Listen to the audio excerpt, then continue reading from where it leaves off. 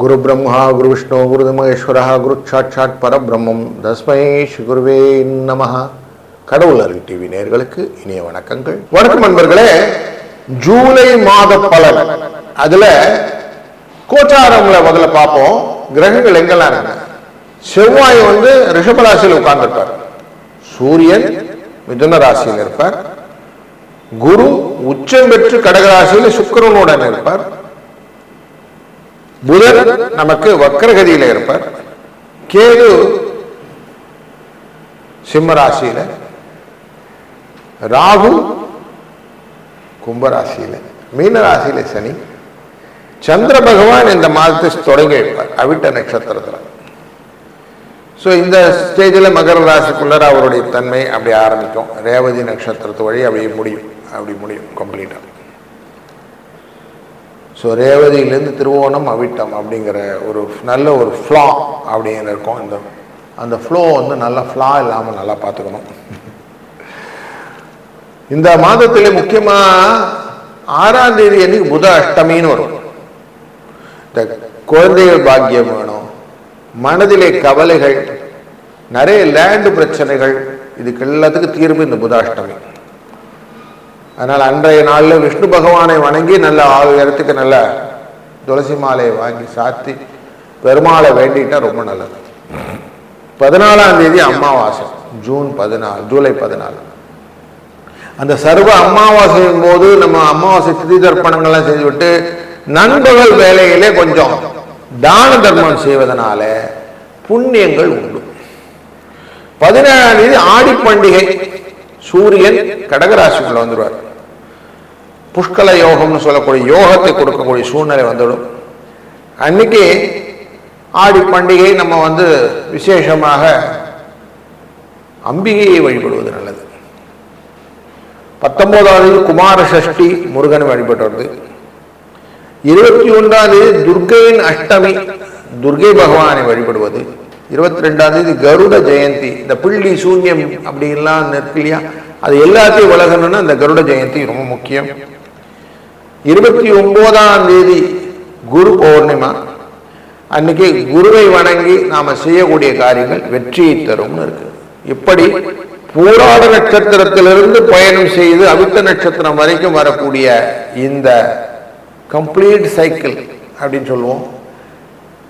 அப்படி கம்ப்ளீட் சைக்கிளை சந்திர பகவான் செய்யக்கூடிய இந்த மாதத்தில் பல நன்மைகளும் உண்டு.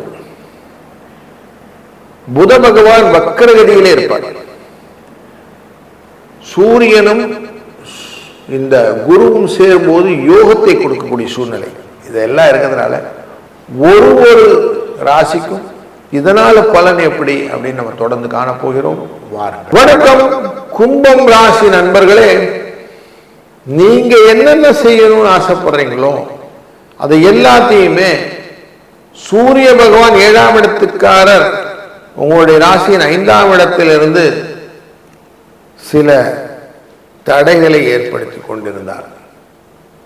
லாபத்தின் நோக்கிலே செய்யணும்னு ஆசைப்படுறேன் சார், ஆனால் சிக் ஃபீல்டில் இருக்கோம்னு சொன்னீங்க இல்லையா, இது 16ஆம் தேதிக்கு மேலே ஆடி மாதத்துக்குள்ளர இந்த சூரியன் உள்ள நுழையதுனால மாறும். பொருளாதார வளர்ச்சி உண்டாகும், சிக்கல்கள் தீரும், லாபம் பெருகும்.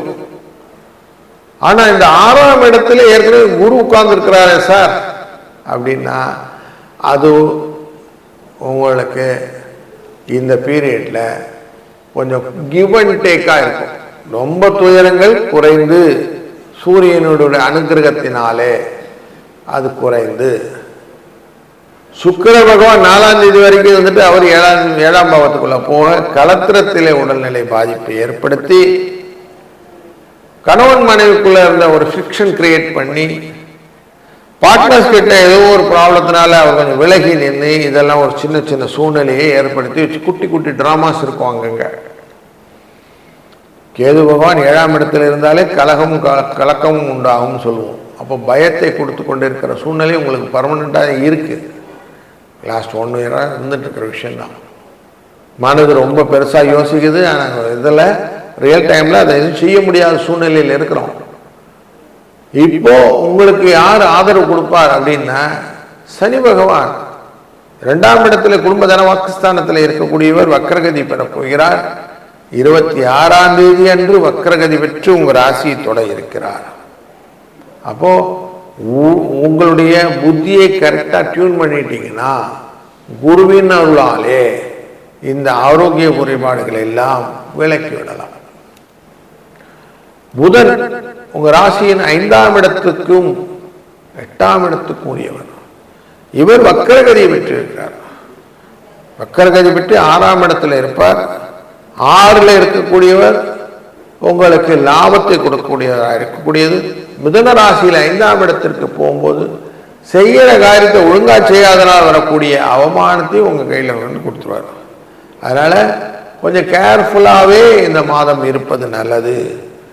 எதுவும் அமைஞ்சோன்னா அதுக்காக செஞ்சேன், இவங்க தான் என்னை கைப்பிடிச்சிட்டாங்க அப்புறம் விட்டுட்டாங்க அப்படிங்கிறதெல்லாம் செல்லாது.